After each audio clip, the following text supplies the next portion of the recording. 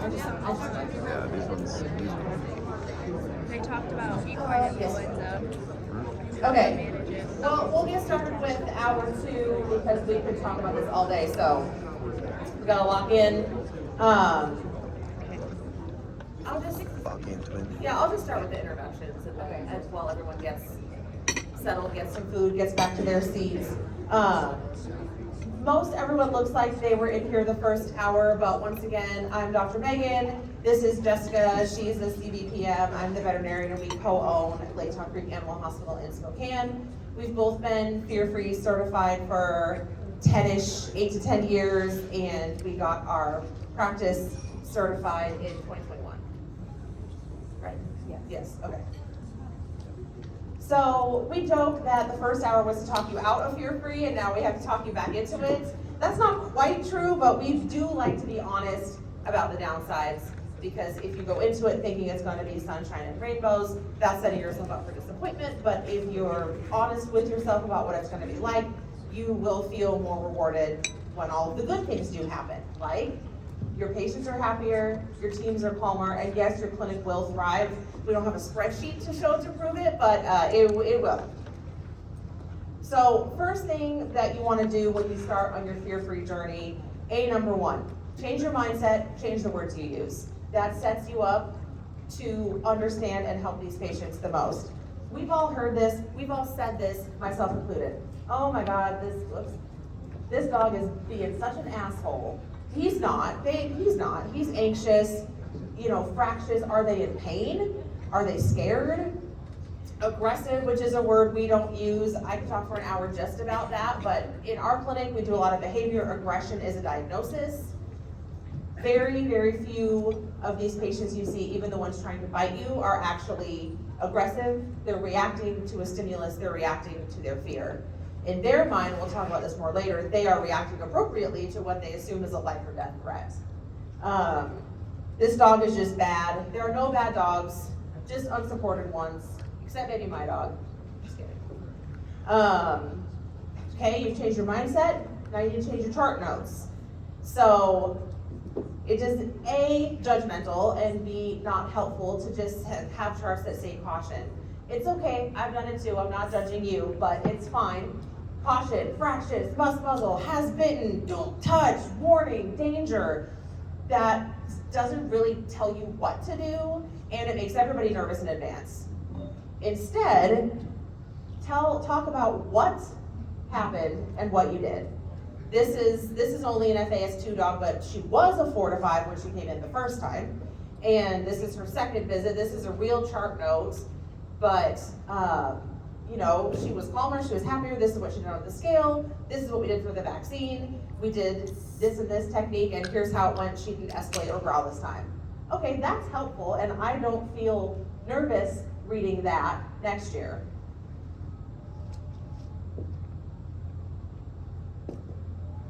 There still may be times that they need muzzles for sure. So we do have that in there carefully, like if they need a muzzle and what size of muzzle is helpful. We use the Baskerville ones.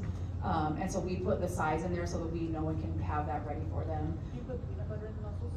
Yeah, or cheese, or something that's really sticky. Yeah.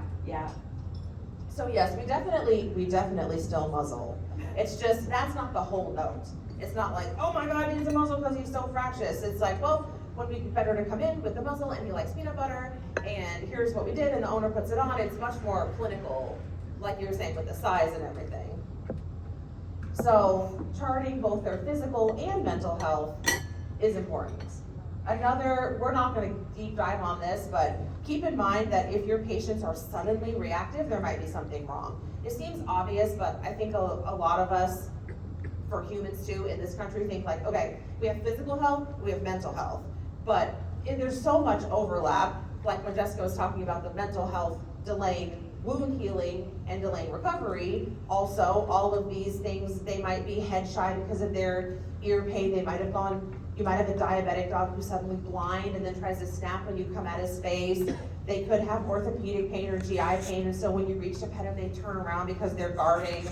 They're itchy, that makes everybody upset. So all of these things, just keeping that in mind. If you have a sudden FAS increase or it's the first time you're seeing a pet, also that FAS evolves and changes and is tied in with physical health. You can't separate them. So setting your team up for success with these higher stress patients is going to be super important. Every single time you're going to want to, again, your chart notes, identify your high FAS patients in advance. However you choose to do that, we have a special color, maybe you have a special icon depending on what your software looks like. That way, if they need PVPs, if you need to make sure that a specific room or a specific handler is available, if you need to contact the owner to get their PVPs ready, all of this can be done in advance instead of they get in front of you and you're like, ooh, you need to trust them. Choosing the right handler. Jessica talked about this in hour 1. No hurt feelings if you choose a different handler to come with you. No embarrassment if all of our team is trained to speak up if they feel nervous, because the last thing you want is for your assistant to be nervous and get you bit like we talked about before, especially if you need to be focusing on something or you're feeling a little bit nervous about this dog or cat for a lot of us. Not me, but some dogs are certainly can make you nervous, especially with the owners. So you want your team to be able to speak up. Have everything ready before you start. If you're seeing your pet in the room and you're doing everything in the room, have your muzzles in there ready, because you never know. So we keep a set of muzzles in every room. I think that's a great idea in case somebody starts to escalate.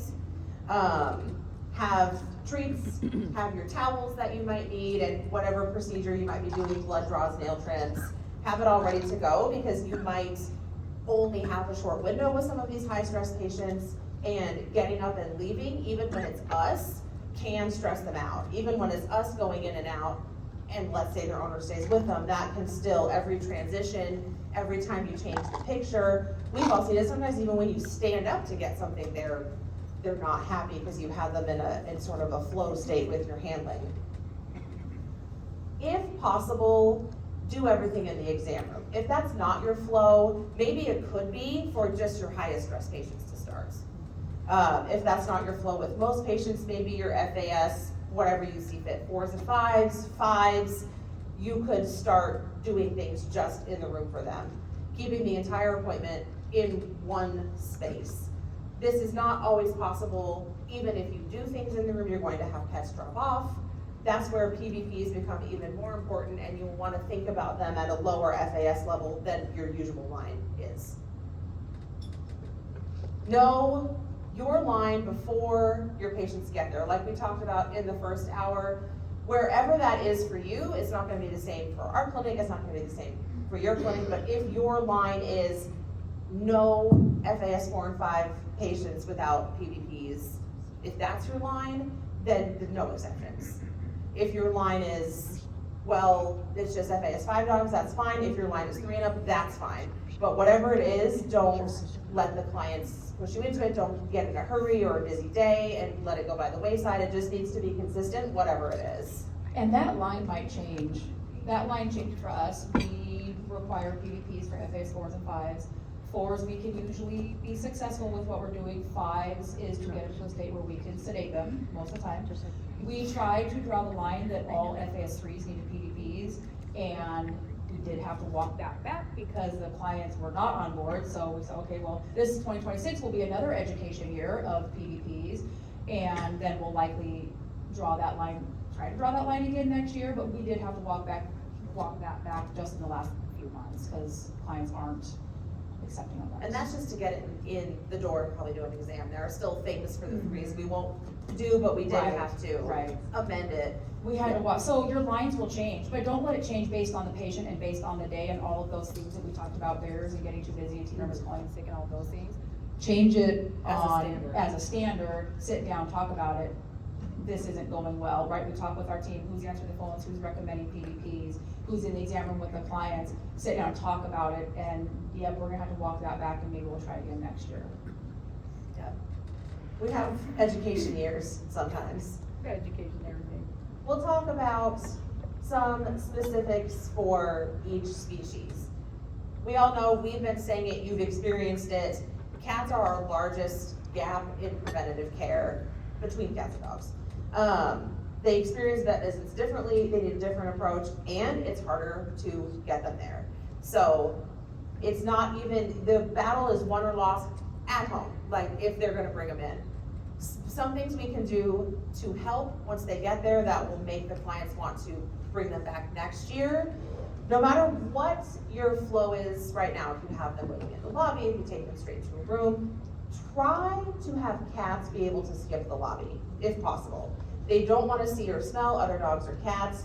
If you can amend your flow to take them straight to an exam room, if they can wait in their carrier in the car with the client, that's great. If for whatever reason they can't, client won't, absolutely will not work, our parking lot's scarier than our lobby, at minimum, have towels or tell the owners to bring a towel over the top of their carrier. It reduces visual stimulation. You can spray it with pheromones. It makes them feel like they're hiding. Having visual barriers in your lobby, if possible, also really, really helps so that if someone comes in and needs to wait, they can't see each other.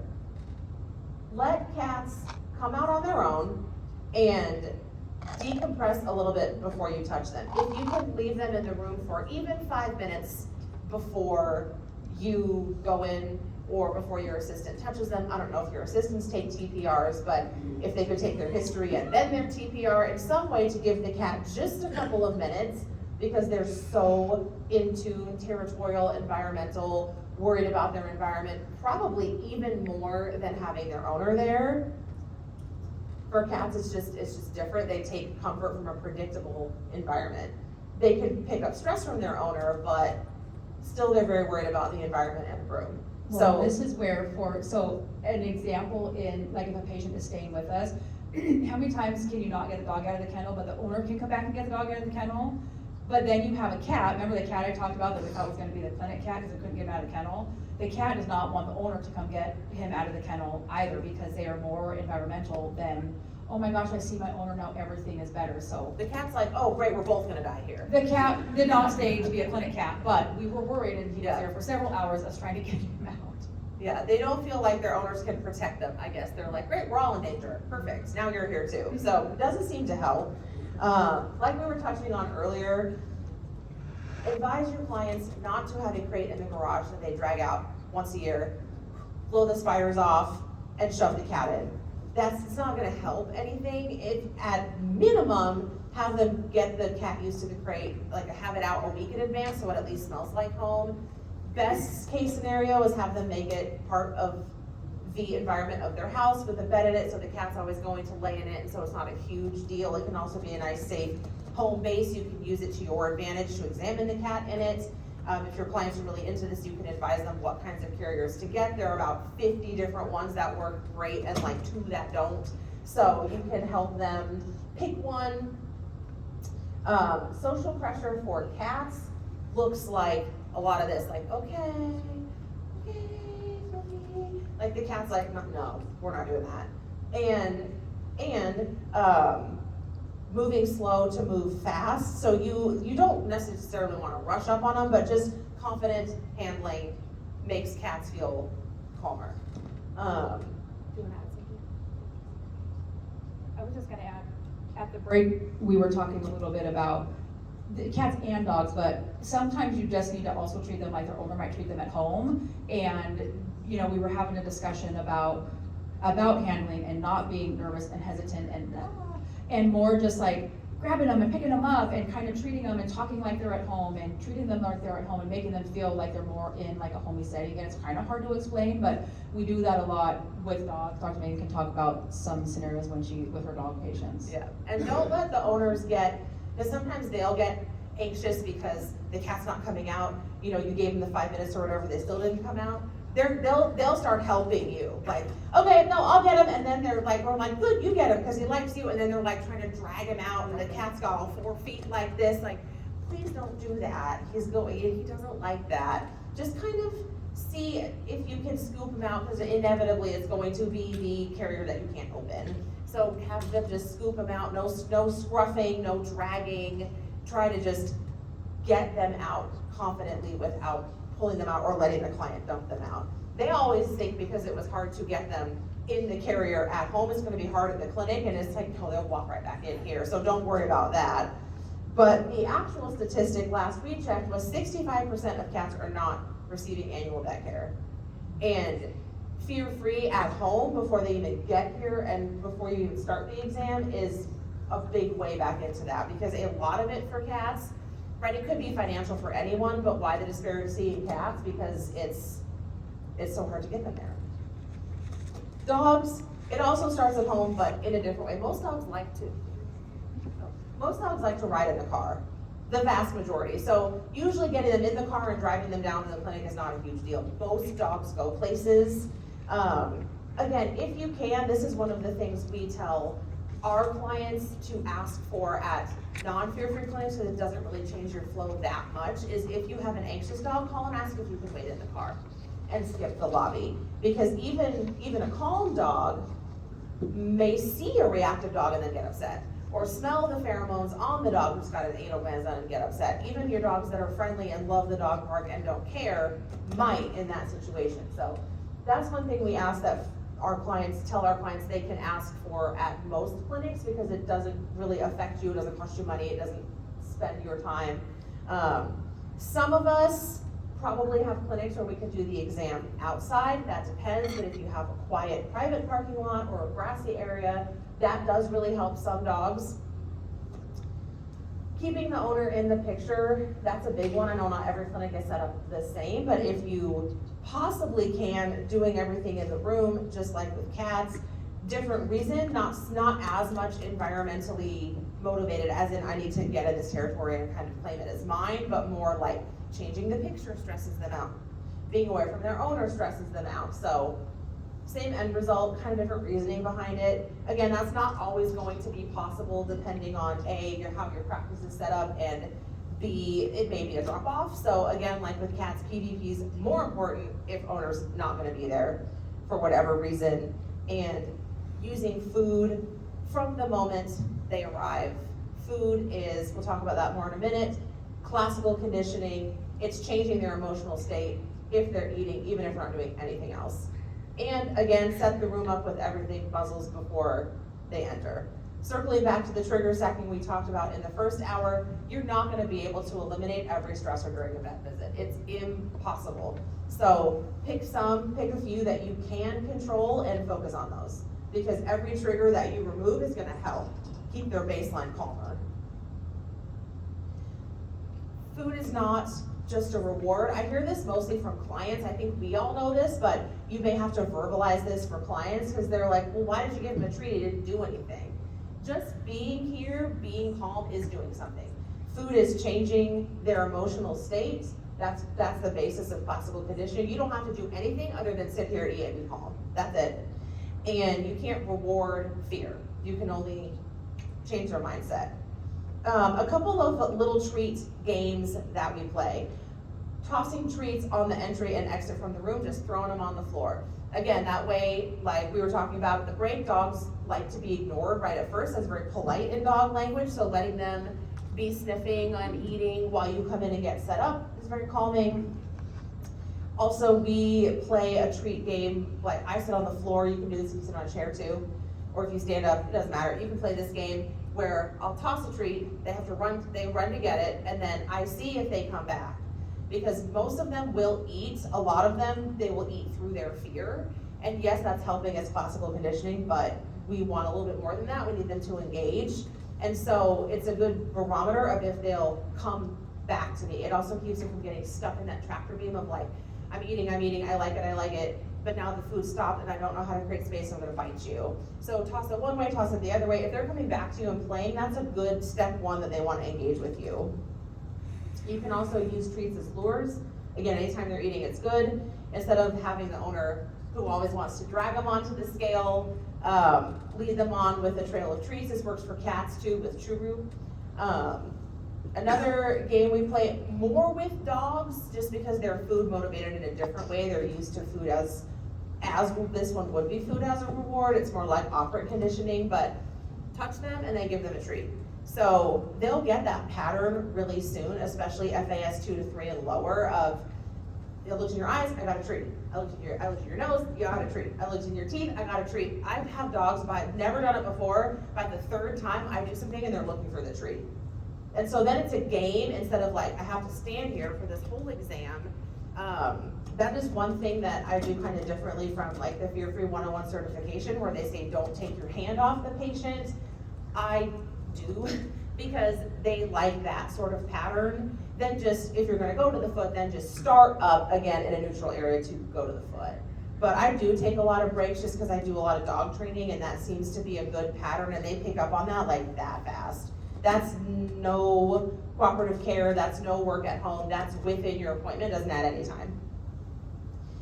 Could talk a whole hour about cooperative care, but those things do exist, and as you progress in your fear-free journey, you will have some owners interested in them, and they're really, really cool.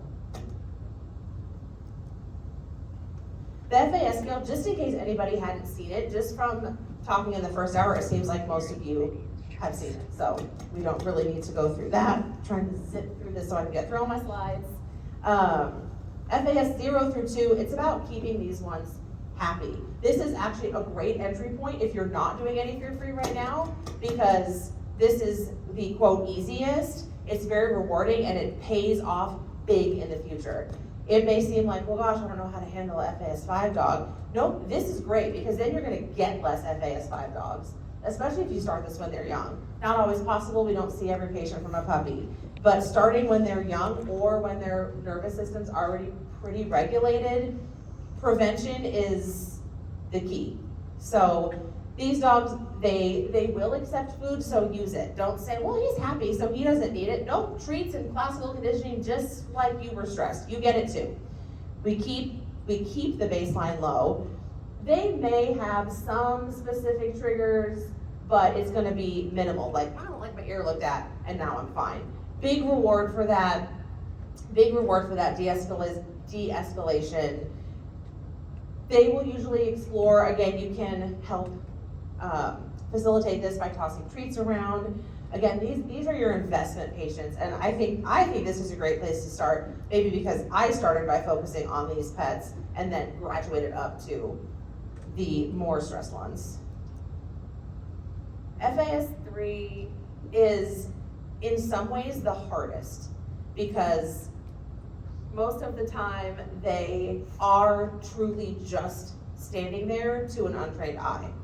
They're not fine, they're shut down, but they are frozen. Instead of just, you can tell a pet who is literally just standing there, they'll still eat, they're relaxed, they might be just calm, they're looking around, they're interested in things. These ones usually aren't eating, or they're stress eating. Well, they're like, eat, but then they're not happy. They're frozen, they're not looking at you, they're not looking around the environment, they're usually just staring off into the distance with like a just get it over with death stare. They're panting, they're yawning, they're lip licking, they've got whale eyes. We can tell. The clients are like, are you seriously not gonna give that vaccine? He is just standing there. He's just, yep, he is standing there now, but like we talked about in the first hour with the cortisol and the trauma, they're going to escalate at some point. It may not be during this visit. It might be 5 visits down the road, but they're going to escalate. Or it might be at this visit when you trim their nails and they're finally like, I'm done. I can't do this anymore. It's very helpful. The 3s have been the most difficult for us, like the Gen Xers. We end up probably losing most of the FAS, not most of, that is probably the one Most of the ones that we lose, yeah. Because they don't understand. He was just standing there, he was fine, because they don't understand. It is very helpful. Fear-Free has a ton of resources that you can print off. Whether as long as someone is a Fear-Free certified professional, they have access to the resources, and we did get permission to put them in that QR code, so having those hung up in your exam room so clients can understand, so then it's like, okay, you see here on FAS 3, see what this dog is doing, and see that's what Fluffy's doing, then they can kind of start to see that. But this one by far has been the biggest struggle with us, which is why we had to walk back our line to not requiring PVPs for them yet. Because they need to get there, and we need to do that. We need to show them the sign. They also love, and she works with Fear-Free, the Lily, L-I-L-I chin resources, pairing that with the FAS scale, because she has even more body language drawings. and then being able to pair that with the ones on the FAS scale have helped a lot. So that's how we walked back our line. Like, okay, you can get here without the PVPs, and we will then educate you because you need to see it in person because they don't understand.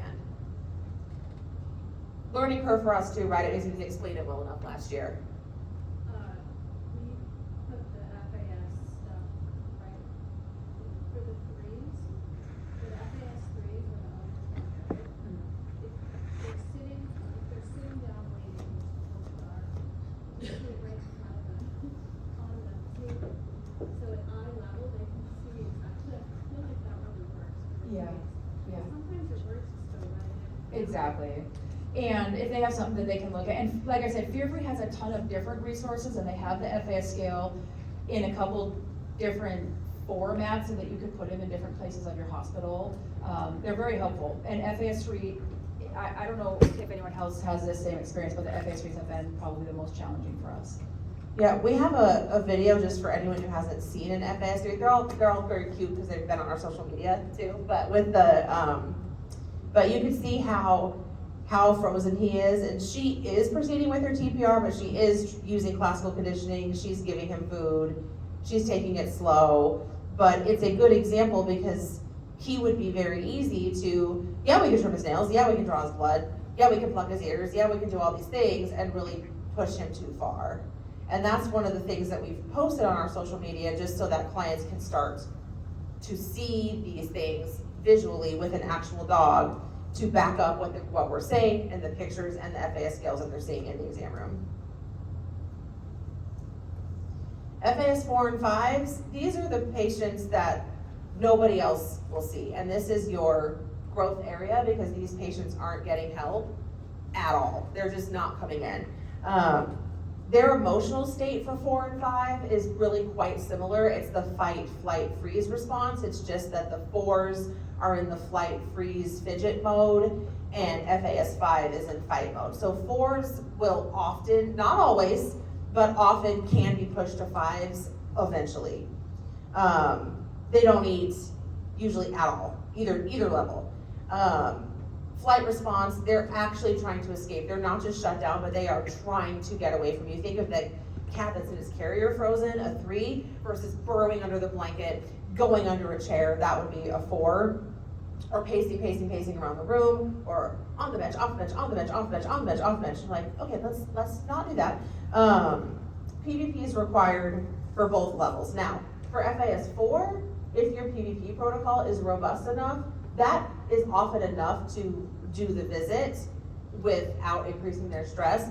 For FAS 5s, we're just trying to reduce their baseline enough to be able to sedate them safely and so they don't override the sedation. FAS 5, again, defensive reactivity, your highest bite risk. They are often even a bite risk for their owner some of the time. These, no matter what kind of stage you're at your journey, are going to need medications for you to be able to touch them, much less safely or calmly. So we, Fear Free, and this is all in the QR code, including this, Fear Free has great resources that go through all the medications, all the protocols you can use. That's in the QR code.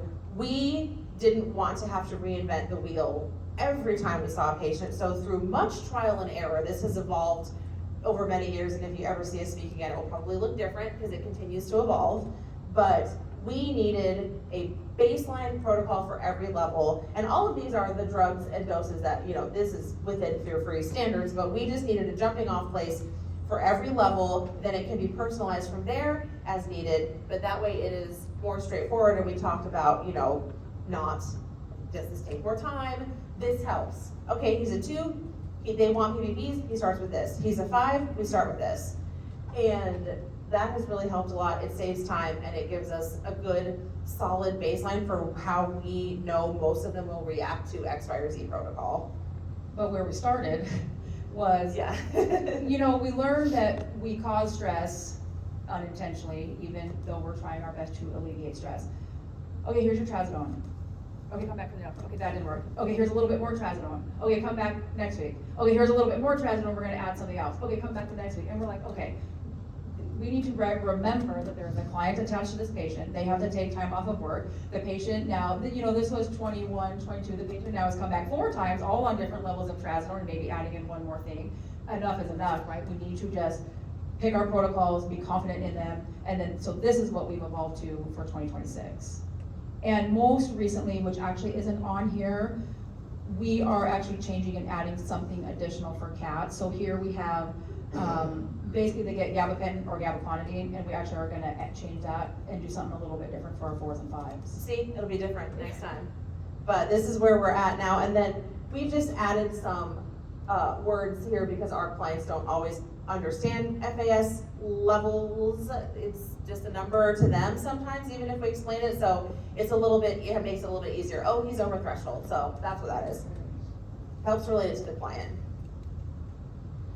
And one of the number 1 questions I have gotten from other talks we've done is, what do I do for my FAS 5s? No, I brought it. If I can't examine them before I sedate them, is that safe? A couple of answers that I have for that is, number 1, these pets can't be touched or seen usually anyway. These are ones that haven't been getting care. Explaining the risk to the owner is a big part of it. Yes, we haven't listened to his heart before sedation, but we really don't have much of a choice. Or we invested in a Bluetooth stethoscope, so it can be removed. The owner can hold it on, and I can listen through my phone. I can be 20 feet away because the bell comes off. So we did this for years with the owners just understanding that for an FAS 5, we're not going to be able to do that because thinking through, even if you hold them down, they're usually growling and snarling and you can't hear the heart anyway. Clients understand, you give them education and they fully get it. Hey, he wasn't getting any care anyway. So this small risk of sedation without me listening to the heart first is way less risk than him not going to the vet at all and not getting care. And as a bonus, if you see little teeny tiny reptiles that you normally cannot hear them, you can with that. It's great. Soft and cool. Yes, that is who should sponsor me and us, because I love this stethoscope. If you want to see it come up after, I would love to show it to you. I don't get paid by them. I should because I'm obsessed with it. Echo Core 500, EKO. Well, we should put that in the QR code. I didn't think about that until right now.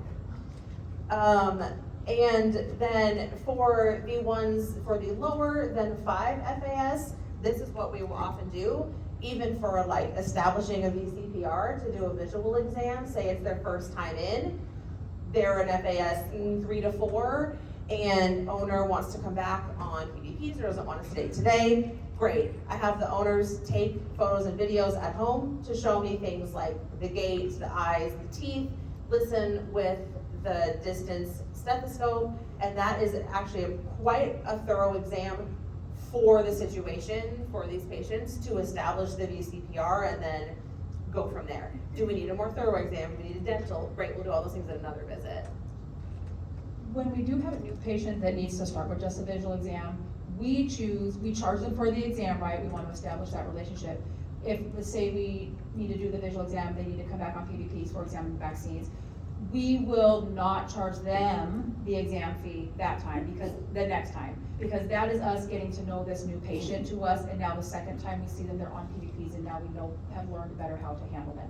So we charge initially up front, and then when they come back, they have to come back within 2 weeks if it's vaccines, and it will be a courtesy exam with the vaccines for that specific situation.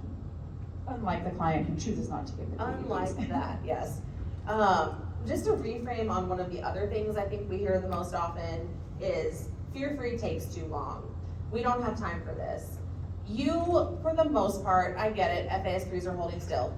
For most of them though, you are spending this time doing something. Fear-free just changes where you spend the time. So yes, I took 180 seconds to play one of those treat games at the beginning of the appointment, but that kept me from needing to get 2 other assistants to help me restrain this dog. That helped, these games, letting the cat settle in, pre-appointment call, even if you don't charge for your PVPs, that saved me or my tech a trip to the ER, well, to urgent care, and for Jessica having to do an incident report after a bite. So really, you are spending this time for the most part, one way or the other. You can just choose how you spend it. Plus, it's more rewarding.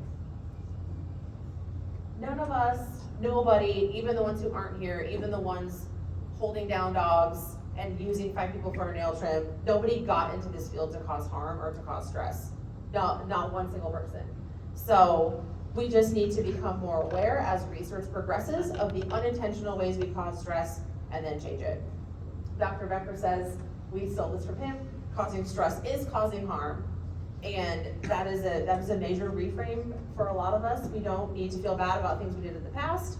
We know better, we can just change it and move forward. It is more rewarding for your team. You'll have better team retention because we hear this all the time. Well, I want to leave the field, but now, we are doing fear-free and it feels much more rewarding. Or we hear, gosh, I could barely even make it through, because personally, we just require it be done before they start working, the fear-free level 1, and they're like, I can barely make it through my 2 weeks now, knowing what I know, and that's just level 1. So that's basic, that's entry level.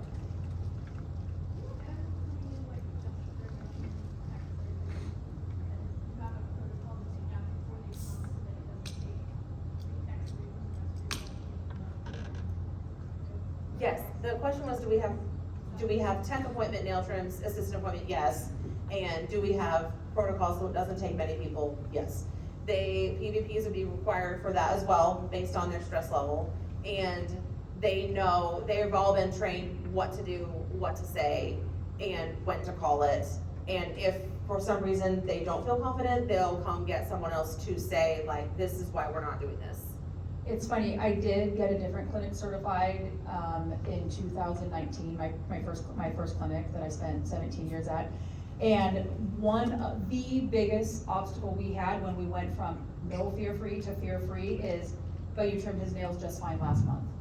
And now we're turning them away for it. So again, this is one of those things that we've created, right? We take the dog into the back, 2 to 5 of us get the nails trimmed, and then they come back up to the owner very happy. That was probably one of the biggest hurdles. I mean, we've learned new hurdles, we just talked about them. But at the time, that was the biggest hurdle, was these nail trims, because in the client's mind, like, it went fine, because we told them it went fine, right? They didn't know, we're not gonna tell them, well, we did have to wrestle with them back there, but we were successful, because success at that time was, did you trim their nails? Because clients are obsessed with, did you trim their nails? And what we did, this was before we worked together, our practice wasn't certified, it was just me certified, but our flow still was, even then, taking them to the back for the nail trim. For those ones who were going to say no, we had the client watch.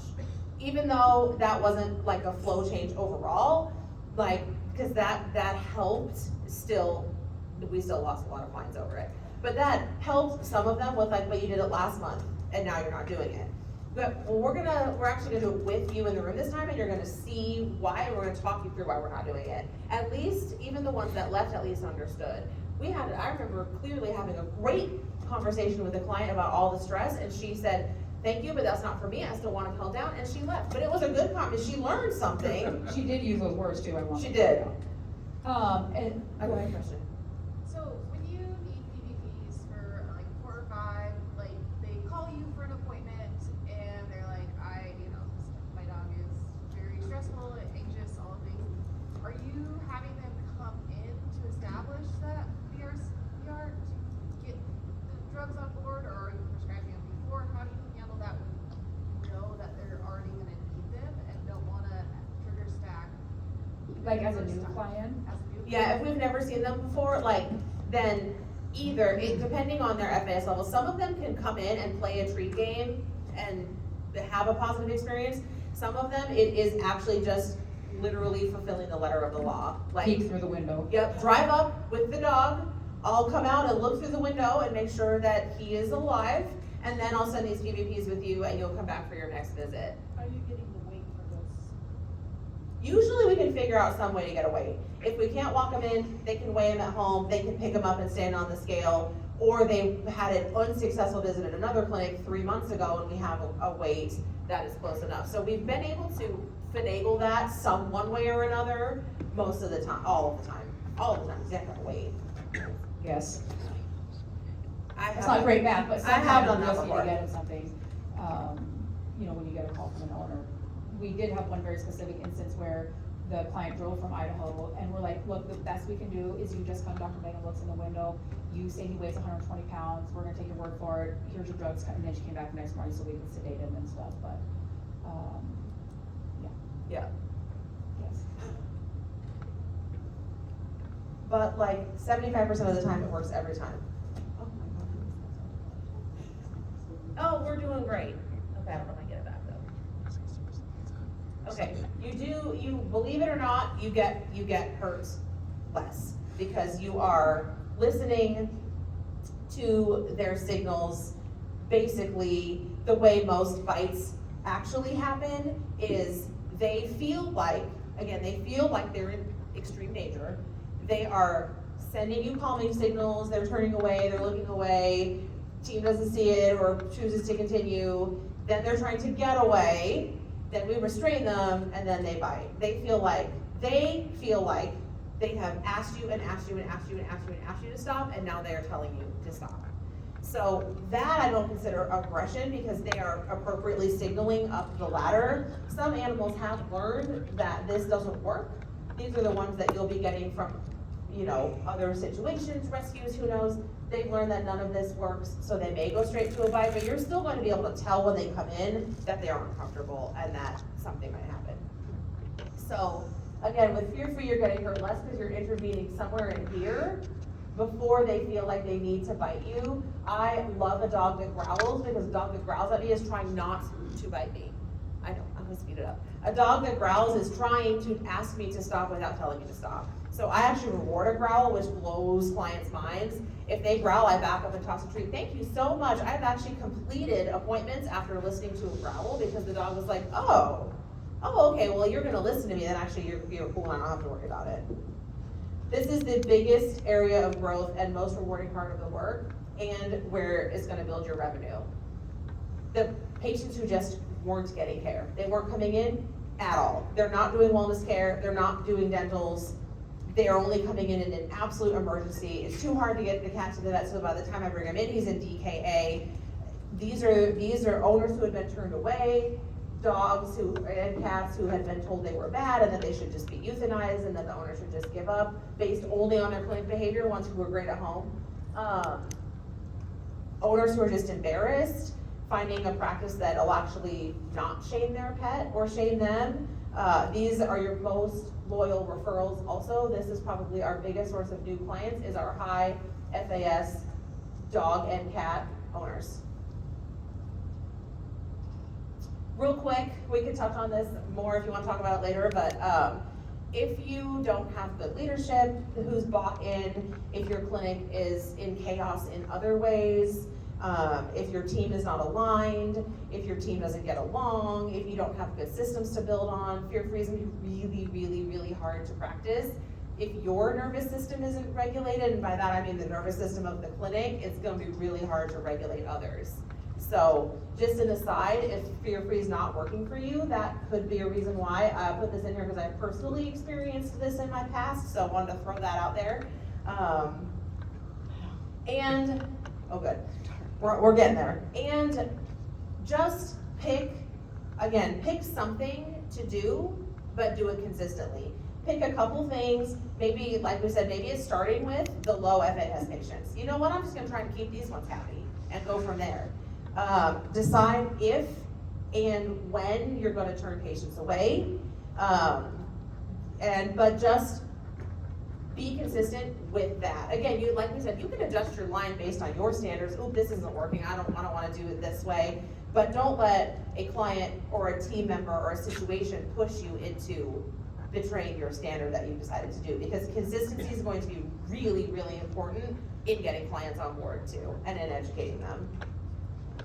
We'll talk, if anyone wants to come to our body language and handling talk, we're doing it in the tech room at 10:30. I think it's 11:30. Look at your schedule. We'll be here. We have just a few. We have, thank you, we have just a few videos to show that we're gonna talk about in more detail of some of our highest stress. These all happen to be dogs. I'll just narrate these. This is an FAS 5 dog. He's not on anything here because this is his first visit. So very reactive, had a bad experience at a vet, they knew that. I tripped because I was recovering from an ankle injury and he did nip me a little bit, it's okay. Then this is him after PVPs. Owner's helping. I didn't actually even need to use the distance stethoscope. And doing just 15 seconds of desensitization, giving him a shot. We've got, I asked which one to use the favorite. That's the one who's feeding and helping, showing me the teeth and stuff, and then the other one's holding him. This is what it can look like with an FAS 5. He is on pre-visits. Again, he comes in with his muzzle on. This could be terrifying. He always muzzle punches. We know this about him. You can see how calm our team member stays because we know he's gonna do that. He has a muzzle on every single time. Again, we're not perfect, so he did react a little bit to this. He's in a middle position. He knows this position. Little bit of a reaction here, but then he does de-escalate. He felt that. Falls asleep, and then we do his dental. Again, this is for the clients. I know you guys know. We do his dental, and then we have Dad, because this is a dog, we have Dad come to get him out of the kennel. He loves his dad, and then he gives him his reversal agent orally. We could talk a lot more about that if you want to, and he goes home. I'm gonna skip the next one. So what we didn't show in Bowser's video, because that went on Instagram and TikTok and we didn't want the comments. We already got a bunch of comments about it. We didn't want this additional comment, is Bowser's favorite person is like a 3-year-old little girl. And she was also there to pick him up, and he just loves her so much that she's like, come on Bowser, and they walk together out of the clinic. We just cut her out because you can already hear the comments. Why would you have a dog like that and a little kid? But he's great at home. Yeah, You wouldn't that's- know that from the experience at the clinic. Exactly, he's not a dog like that. Like, not at home, he's not a dog like that. He loves that little, I mean, he could bite her just like any dog and any kid, right? But he's not like that at home. He doesn't muzzle punch, he's not reactive, he doesn't love other dogs, but other than that, he's great. And the owners know that. And the owners know that and don't put him in those situations, but he's great, and so, just, you'd be amazed how calm your team can stay when they're trained and they know. But I'll leave you with this little tidbit, is that you can not Buprenex, but you can give Torb and Domitor sub-Q and ketamine if you're trying to sedate and they won't let you do an IM injection or you can't do it fast enough. You can do it sub-Q, same doses, and antecedent you can actually do transmucosally if you don't time it well, or like for him, you wanted him to sleep it off all day and he wasn't sleepy enough for an injection, but we didn't want him to go home and get legitimately too sleepy. So that's what Dad was giving. He was giving the antecedent transmucosally. It works, just takes longer. Sub-Q doesn't actually take that much longer. Transmucosally obviously takes longer, so we really only do that for reversal because it's okay by the time they get home and he gets settled and then they realize he might be sleepy, by then it's worked. But How long does the sub-Q take to go down? about 15 minutes. It's not too bad. And we've found for a lot of them, the decrease in the having to get over that cortisol spike of giving an IM injection, it ends up being kind of equal. Like if we held them down and did an IM, it would take 15 minutes anyway. So use the iron dose sub-Q. Mhm. Dose on. Yeah. We found out it doesn't work for Buprenex. It doesn't do anything bad, it doesn't do anything at all. We learned that when we, again, much trial and error, we were like, how come whenever we sedate these ones for like sedated procedures, it works great, and for surgeries, it doesn't work, because we're using Buprenex. I don't remember why, our nurse knows why. We just learned that from a CE like a month ago. Like, oh, well that explains a lot. But Dex, or Domitor, Torb, ketamine works great.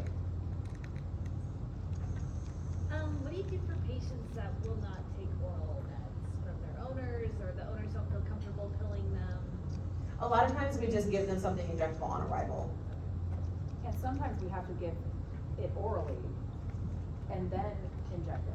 Yeah, because most of them will, not everybody, but most of them will at least lick a little whipped cream, so we do some, like, let's say it's an FAS 5, so it's like, okay, that's a great idea to sedate on arrival, but I can't. They'll lick up the domitor ketamine and a little whipped cream, and then we'll redose them. It gives you enough, like, PVP action to then be able to give them something sub-Q.